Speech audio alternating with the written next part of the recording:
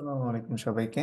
গতকালকে এসএসসি 24 এর রেজাল্ট দেওয়া হলো এবং এখানে যারা এ প্লাস পেয়েছো, জিপিএ 5 পেয়েছো এবং তোমরা তোমাদের মন মতো রেজাল্ট করতে পেরেছো, তাদের সবাইকে জানাই কংগ্রাচুলেশন।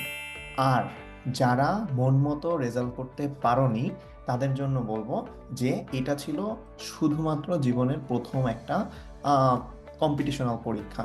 এটাতে ভালো করতে না পারলে যে জীবন শেষ তা কিন্তু না।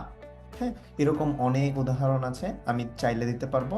যে হচ্ছে যে যারা এসএসসি পরীক্ষায় খারাপ করেও তারা কিন্তু আলটিমেটলি তাদের গোলে পৌঁছাতে পেরেছে। আচ্ছা, এগুলো কি ব্যতিক্রম? না, এগুলো ব্যতিক্রম না। হ্যাঁ, এরকম অনেক উদাহরণ আছে। আর এটা যদি ব্যতিক্রম হয়েও থাকে, তাহলে তুমিও চেষ্টা করো সেই ব্যতিক্রমটা হতে। কেননা তুমিও যদি এই ব্যতিক্রমটা হতে পারো, তাহলে তুমিও একদিন হয়ে যেতে পারো অন্যের সফলতার পেছনের ইন্সপিরেশন।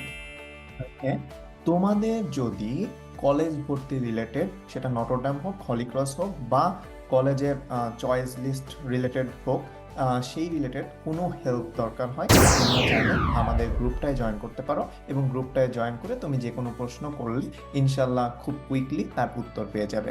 ধন্যবাদ। আসসালামু আলাইকুম।